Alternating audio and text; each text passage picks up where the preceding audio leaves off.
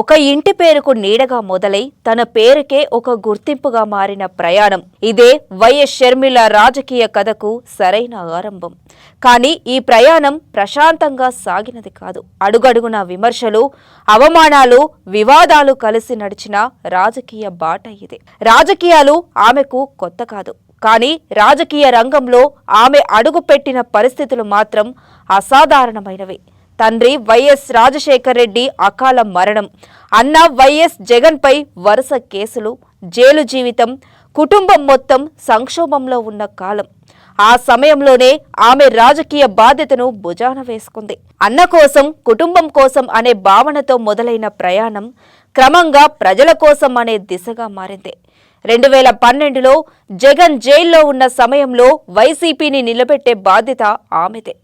వాన, ఎండ, దుమ్ము లెక్క చేయకుండా చేసిన పాదయాత్రలు, ఓదార్పు యాత్రలు ఇవి పార్టీకి ఊపిరిపోశాయి. వైసీపీకి సంబంధించిన గాయాలు, కష్టాలు ఆమె స్వయంగా భరించింది. రాజకీయ అనుభవం లేని ఒక మహిళ ఇంత ధైర్యంగా ప్రజల మధ్యకు రావడం, గ్రామ గ్రామం తిరగడం ఆమెను స్టాండ్ ఇన్ లీడర్ నుంచి నిజమైన రాజకీయ కార్యకర్తగా మార్చింది. అయితే అప్పుడే విమర్శలు మొదలయ్యాయి. స్వతంత్ర నాయకురాలా లేక కుటుంబ ప్రతినిధేనా అనే ప్రశ్న రాజకీయ వర్గాల్లో వినిపించింది. ప్రశంసలతో పాటు విమర్శలు సమాంతరంగా సాగాయి.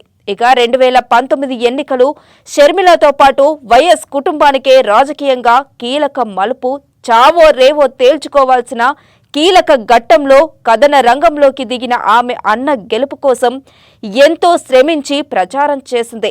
బాయ్ బాయ్ బాబు అంటూ కొత్త నినాదం అందించి శ్రేణులు అందిపుచ్చుకునేలా మలిచి ఆ ఎన్నికల్లో వైసీపీ అఖండ విజయంలో ప్రధాన పాత్ర పోషించింది. 2019 ఎన్నికల తర్వాత ఆమెకు అధికారిక పాత్ర లేకపోవడం పెద్ద చర్చగా మారింది. ఆమెను పక్కన పెట్టారా లేక ఆమెనే దూరంగా నిలబడ్డారా అన్న సందేహాలు రాజకీయంగా బలపడ్డాయి. ఇక్కడితో ఆమె రాజకీయ ప్రయాణం ముగుస్తుందని చాలా మంది భావించారు. అయితే ఆమె మరో దారి ఎంచుకుంది. తెలంగాణలో వైఎస్ఆర్ తెలంగాణ పార్టీ స్థాపించి స్వతంత్ర రాజకీయ గుర్తింపుకు ప్రయత్నించింది. కుటుంబ రాజకీయ నీడ నుంచి బయటకు వచ్చి ఒంటరిగా నిలబడ్డ క్షణం అదే. తెలంగాణలో ఆమె లక్ష్యం స్పష్టంగా ఒక్కటే, అప్పటి ముఖ్యమంత్రి కేసీఆర్ పాలనను ఎదుర్కోవడం. పార్టీ క్యాడర్ ఉన్నా లేకపోయినా ఆమె నిరంతరం పాదయాత్ర చేస్తూనే ఉంది. సభలు, సమావేశాలు నిర్వహించింది. ప్రజల మధ్య ఉండడం ఆమె రాజకీయ శైలి. ఒక మహిళా నాయకురాలిగా ఇది చిన్న విషయం కాదు. కుటుంబం, పిల్లలను వదిలి 10 సంవత్సరాలకు పైగా రోడ్ల మీదే జీవితం సాగించడం అనేది అపారమైన త్యాగం. మహిళలకు ఉన్న సామాజిక, వ్యక్తిగత సమస్యలన్నింటినీ దాటుకొని ఆమె రాజకీయ బాటలో నడిచింది. అపారమైన శ్రమ, నిరంతర పాదయాత్రలు, ప్రజల మధ్య ఉండే ప్రయత్నం ఇవన్నీ ఉన్నప్పటికీ తెలంగాణ రాజకీయాల్లో స్వతంత్రంగా తన పార్టీకి స్థిరత్వం తీసుకురావడం సవాలుగా మారింది. చివరికి రాజకీయ వాస్తవాలను అర్థం చేసుకుని పెద్ద వేదికపై తన లక్ష్యాన్ని కొనసాగించాలనే ఉద్దేశంతో కాంగ్రెస్తో కలిసి నడవాలనే నిర్ణయానికి ఆమె వచ్చింది. ఎన్నికలకు ముందే ఆమె కాంగ్రెస్ పార్టీలో చేరింది. ఇది రాజకీయ అవసరమా, సిద్ధాంతపరమైన నిర్ణయమా అన్న ప్రశ్నలు వచ్చినా ఆమె లక్ష్యం మాత్రం మారలేదు.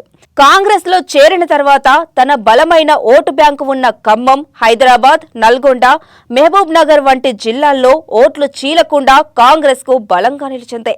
ఈ సహకారం పట్ల కాంగ్రెస్ పార్టీకి ఆమెపై ప్రత్యేక కృతజ్ఞత ఉంది. ఆ తర్వాత ఆమెకు ఏపీ పిసిసి అధ్యక్ష బాధ్యత ఇచ్చారు.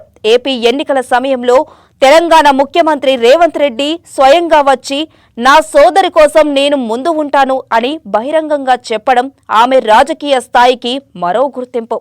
2024 ఆంధ్రప్రదేశ్ సార్వత్రిక ఎన్నికల్లో రేవంత్ స్వయంగా ముఖ్యమంత్రి హోదాలో షర్మిల తరపున ఎన్నికల ప్రచారంలో పాల్గొన్నారు. షర్మిల సాయానికి ఈ విధంగా కృతజ్ఞత చూపించారు రేవంత్ రెడ్డి.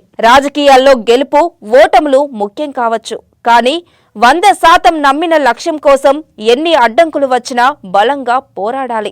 కుటుంబానికి వ్యతిరేకంగా అయినా, ప్రత్యర్థులు ఎదురైనా అనే సందేశాన్ని ఆమె జీవితం మహిళా రాజకీయ నాయకులకు ఇస్తుంది. వైఎస్ షర్మిల ప్రయాణం సాఫీ రహదారి కాదు. ఇది ఎత్తులు, పల్లాలు కలిసిన పొడవైన రాజకీయ బాట. కొన్నిసార్లు కుటుంబం బలం అయ్యింది, మరికొన్నిసార్లు అదే భారంగా మారింది. కానీ ప్రతి పరాజయం ఆమెను మరింత గట్టిగా తీర్చిదిద్దింది. ఈరోజు ఆమెను చూస్తే ఒక విషయం స్పష్టమవుతుంది. ఆమె రాజకీయాల్లోకి వచ్చింది పేరు కోసం కాదు, కానీ పేరు వల్లే ఎక్కువ పోరాటం చేయాల్సి వచ్చింది. కాలం ఆమెపై ఎలాంటి తీర్పు ఇస్తుందో తెలియదు, కానీ ఒక నిజం మాత్రం మారదు. వివాదాల్లో నలిగినా, అనుమానాల్లో చిక్కుకున్నా, పడిపోయిన ప్రతిసారి లేచిన ధైర్యమే ఆమె అసలు రాజకీయ అస్త్రం. అదే ఆమె కథ, అదే ఆమె రాజకీయ ప్రయాణం.